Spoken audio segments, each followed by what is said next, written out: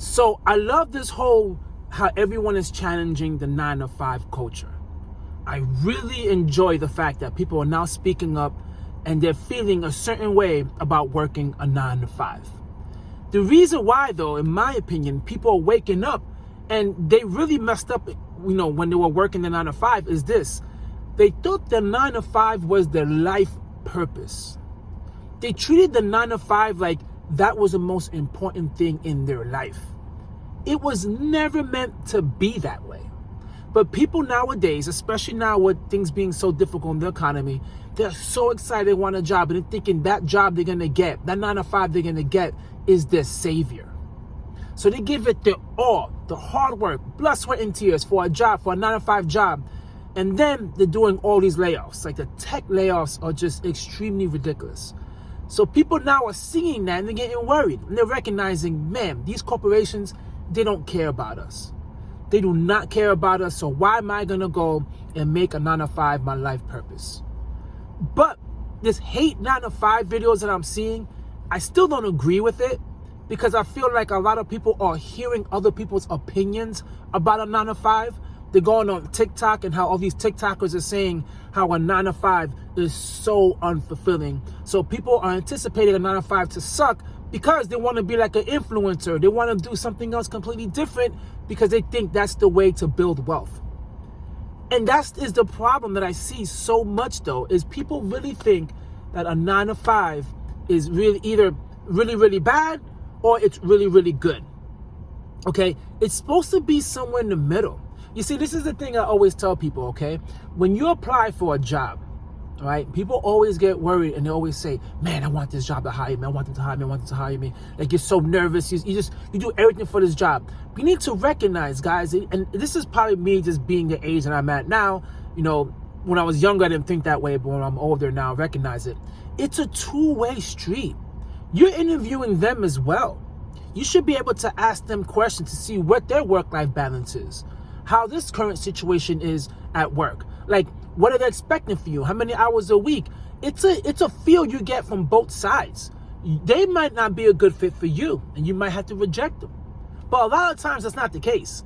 People are just so excited getting 9-to-5 that they just gloss over everything else. And then they go there thinking this job is their savior. They're already planning buying a house. They're planning buying a car. They're planning all these things. But the job itself sucks. The job itself sucks. So it's not the 9-to-5, the culture, or not the jobs issue, the corporation's issue. It's your issue. You see, people don't take ownership of the fact of you made that decision as well to get a job that's not that great. And also, you made a decision to stay there so long, so long, even though you didn't like that job, you should have left a long time ago.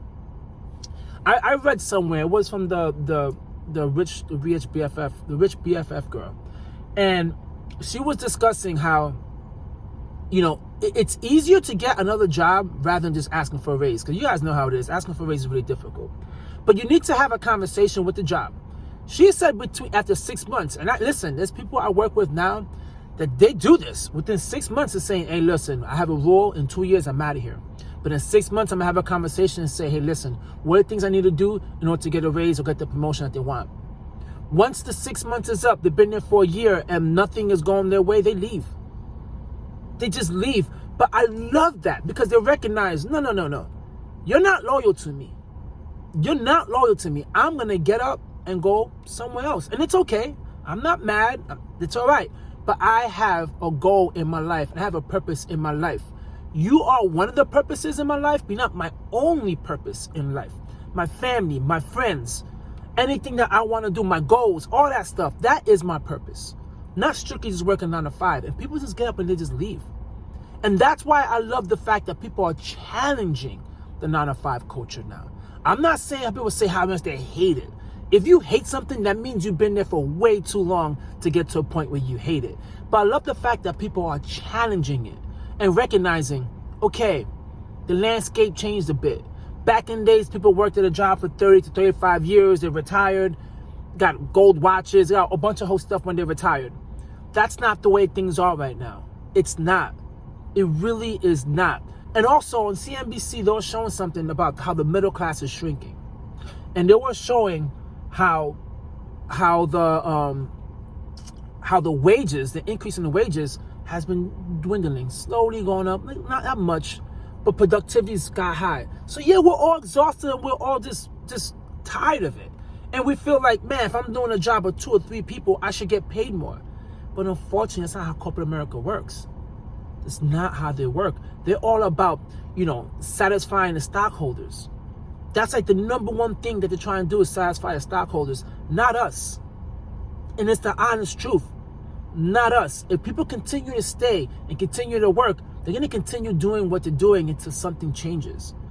But this is the thing, guys. You just need to recognize that the 9 to 5 is not your only life purpose.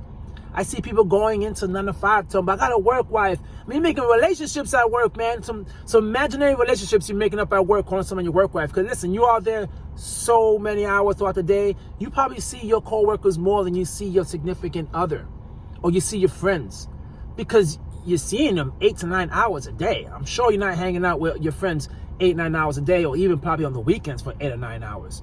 So with that being said, you're spending more time with your coworkers than you do with your family. And all of a sudden, you just fall into that trap thinking, this is family, I need to look out for them, I need to do this, I need to do that. No, you don't. No, you don't. You're supposed to go into work, get your paycheck, leave. That's it. You can't be getting too emotional and tied up at work. That's what a lot of people just struggle with so much. They get so tied up at work. So for everyone out there that's currently right now just struggling with the whole 9 to 5 work culture, you have a lot of options. You can try to get up and go somewhere else. And I know it's hard applying for jobs. No one likes applying for jobs. And it's also scary to go from one situation that at least you know what's going on to a situation that's uncertain. But you have to. That is definitely one of the options. If you are working in a job right now, recognize, don't break your back. Do not break your back. Do the best that you can, and that's enough. Okay? The best that you can is enough. Do not just put yourself through all this emotional stress just because you're trying to impress a boss or whatever the case may be. You just be you, man. You got hired for what you brought to the table. You don't need to be extra and try to do all these extra things to try to please everyone. No, just go in, do your job, leave, and that's it. And if you want to start a side hustle and you want to start a business, a 9 to 5 is the best opportunity for you to do it. Because 9 to 5 is only 9 to 5. You have a whole bunch of time to work on your business. So for everyone out there, keep your head up, man. I know things right now are really, really hard, but stay positive. Really, stay positive. If you hate your job, please get another job. Don't put yourself through all this stress and all this misery because you don't want to leave this job or you need this job. We can't be having that.